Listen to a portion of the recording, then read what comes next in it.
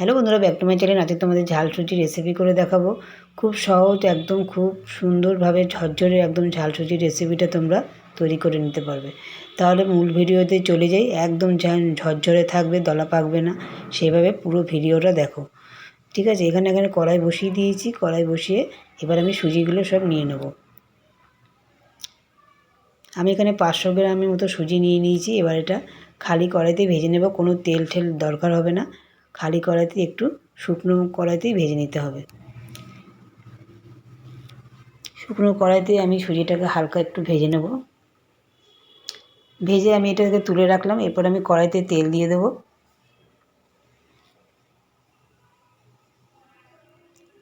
কড়াইতে আমি সাদা তেল দিয়ে দিলাম। তেলটা হালকা গরম করে নেব। হালকা গরম করে আমি এখানে কিছু কারি পাতা ভেজে নেব। কারি পাতাটা তোমরা দিতেও পারো, নাও দিতে পারো, অপশনাল এটা। এটা আমি একটু ভেজে নেব। কারি পাতাটা ভাজা হয়ে গেছে। এবার আমি এটা তুলে নেব, একটা বাটিতে তুলে আলাদা করে রাখবো।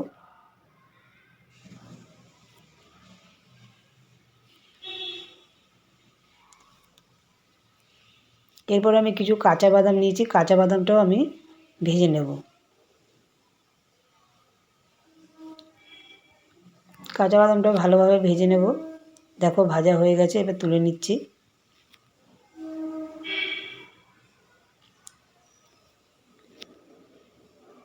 বেশি ভাজলে আবার পুড়ে যাবে, খেতে ভালো লাগবে না মুখে পড়লে।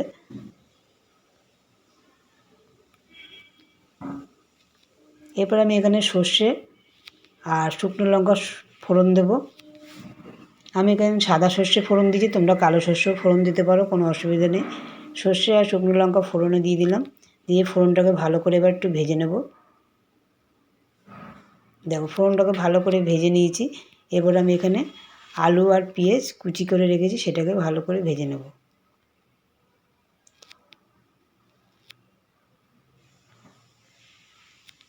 তোমরা এটা ইচ্ছে করলে ক্যাপসিকাম দিতে পারো, গাজর দিতে পারো, সবজি তোমাদের যা যা পছন্দ সব কিছুই দিতে পারো। আমি এখানে খালি আলু আর পেঁয়াজ দিয়েছি। তোমরা এটাকে এরপরে নুন আর হলুদ দিয়ে এটাকে ভেজে নেব। নুন হলুদ দিয়ে ভালো করে এটা লাল করে ভেজে নেব।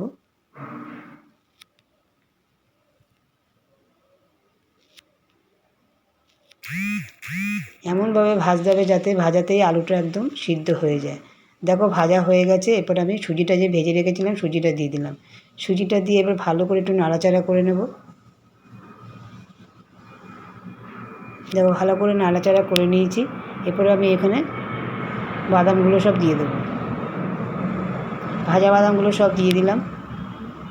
দিয়ে আবারও নাড়াচাড়া করব ভালোভাবে।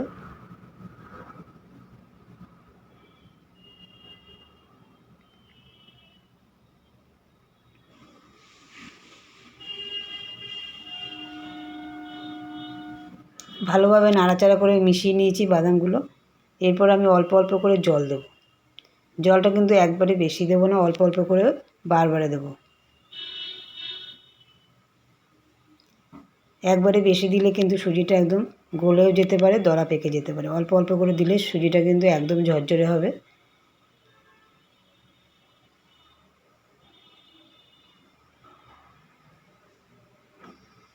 অল্প অল্প করে দিতে হবে আর এরকম বারবার ভালোভাবে নাড়াচাড়া করে নিতে হবে।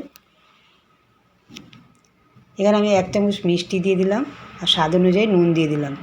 নুনটা দিয়েও বেশ ভালোভাবে নাড়াচাড়া করে নেব। আবার একটু জল দিয়ে দেবো।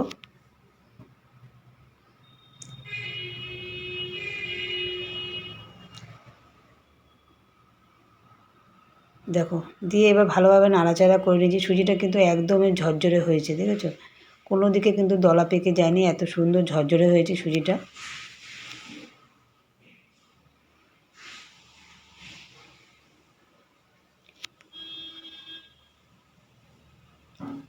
এরপর আমি কারি পাতাগুলো দিয়ে দেবো।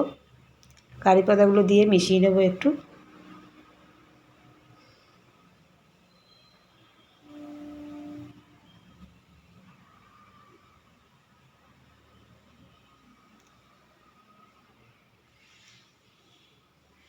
খুব সুন্দর ঝরঝরে সুজিটা হয়েছে। এরকম ঝরঝরে সুজি তোমরাও কিন্তু বাড়িতে তৈরি করে নিতে পারো। একবার হলেও বাড়িতে ট্রাই করবে এরকম ঝরঝরে ঝাল সুজি। ঝাল সুজিটা কেমন হয়েছে কমেন্টে জানাবে। ভিডিওটা ভালো লাগলে লাইক শেয়ার কমেন্ট করো, সাবস্ক্রাইব করো, পাশে থাকা বেল আইকনটা বাজিয়ে দিও। এরকম নিত্য নতুন ভিডিও সবার আগে তোমাদের কাছে পৌঁছে যাবে। টাটা।